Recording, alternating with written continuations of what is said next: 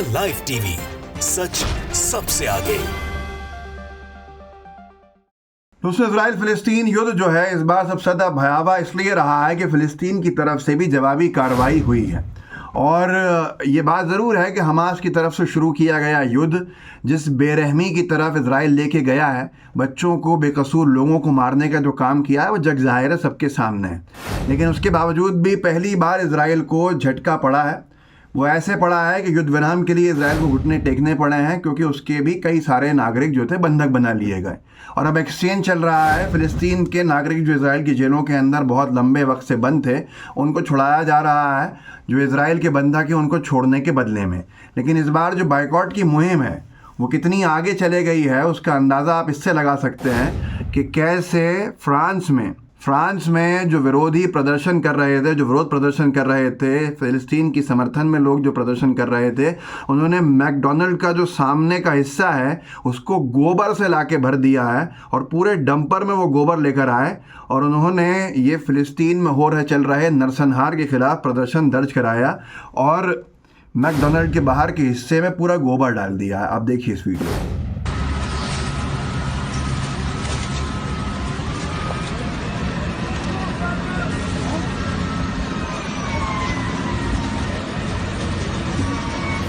दोस्तों, ये कुछ न्यूज़ नेटवर्क ने डाला है इस वीडियो को, और भी बहुत से लोगों ने डाला है।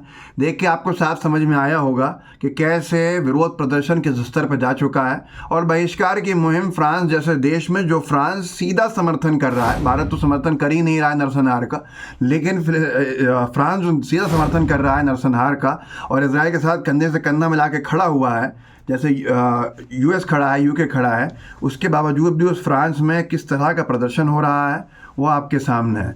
मैकडोनल्ड्स के सामने गोबर भर देना ये साफ बताता है कि प्रदर्शन बहुत आगे चला गया है और इससे कहीं ना कहीं एक आर्थिक नुकसान फिलिस्तीन इजराइल को हो भी रहा है। मैं इस बात पे वापस आऊँगा, आर्थिक नुकसान पे, बहिष्कार की बात पे, लेकिन क्योंकि 24 नवंबर हो गई और युद्ध विराम शुरू हो गया और एक्सचेंज ऑफ प्रिजनर्स जो हैं वो भी शुरू हो गया।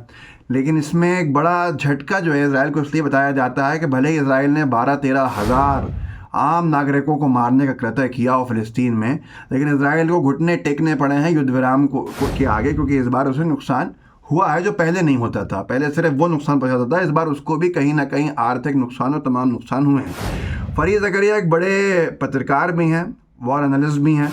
उन्होंने अभी कुछ दिन पहले ही एक इंटरव्यू में कहा था कि अहिंसक विरोध से फ़िलिस्तीनियों को कुछ हासिल नहीं हुआ, इजराइल हमास युद्ध के बीच, बोले फरीद ज़करिया। उन्होंने ये कहा कि गाज़ा में ग्राउंड ऑपरेशन शुरू कर दिया है इजराइल ने हमास को ख़त्म करने के लिए। फरीद ज़करिया ने कहा कि गाज़ा पट्टी में ग्राउंड अटैक से इजराइल हमास को बड़ा नुकसान पहुँचाएगा। उन्होंने ये भी कहा कि इजराइल गाज़ा में सशस्त्र विरोध के विचार को नहीं बदल पाएगा।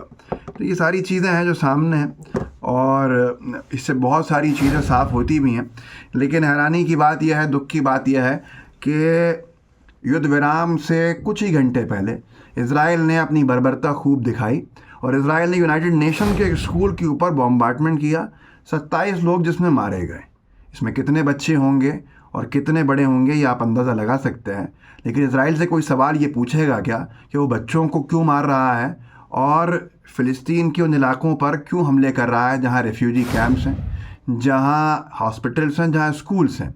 यही बात आधार बना के कि हमास के लोग वहाँ छिपे हुए हैं, आप पूरे बच्चों को एलिमिनेट करने का अधिकार रखते हैं क्या? ये अपने आप में एक बड़ा वॉर क्राइम है जिसका फ़ैसला कब होगा ये नहीं पता। अब वापस आता हूँ आपको उसी पे लेकर, जो मैकडोनल्ड्स के बाहर गोबर डालने का काम फ्रांस में हुआ है, ये एक नए प्रदर्शन के रास्ते को खोलता हुआ दिखाता है। जबकि इस बार जो बहिष्कार की मुहिम चली है वो बहुत मजबूती के साथ चली है। अगर आप में से अभी भी लोग उसको बहिष्कार नहीं कर रहे हैं, थोड़ा सोच समझ के कीजिए कि आपका योगदान भी इसमें होना चाहिए। मैकडोनल्ड्स की सेल इतनी गिरी है, KFC की सेल इतनी गिरी है कि वो कई इलाकों में जहाँ पे सेल गिरी है, जहाँ बहिष्कार एक बड़े पैमाने पे हुआ है, वो डिस्काउंट 60% तक देने का काम कर रहे हैं ताकि किसी तरह से उस लॉस को कवर करें। और ऑल्टरनेट प्रोडक्ट्स जो हैं, जो इजराइल के नहीं होके दूसरे देशों के हैं, उनको एक जान मिली है इससे।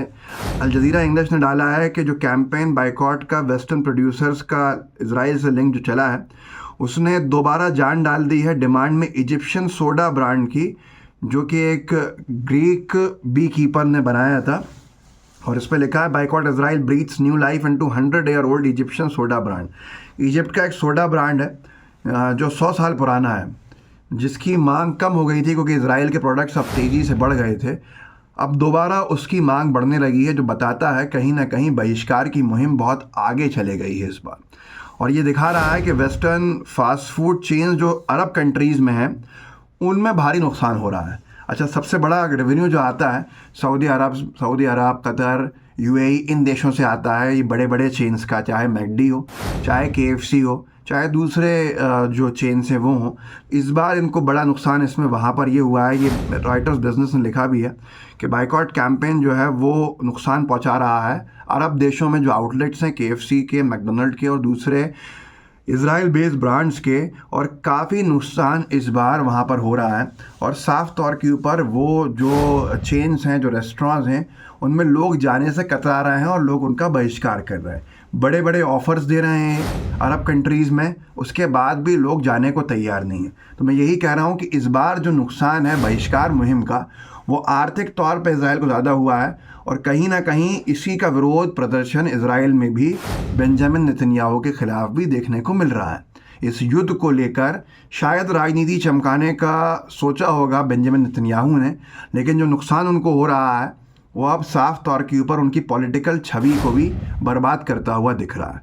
यही होता है युद्ध से। कोई, अगर आप कुछ घरों को उजाड़ रहे हैं और इतनी बड़ी संख्या में घरों को उजाड़ रहे हैं, आम नागरिकों के घरों को उजाड़ रहे हैं, तो आपका घर भी बसना बड़ा मुश्किल हो जाएगा।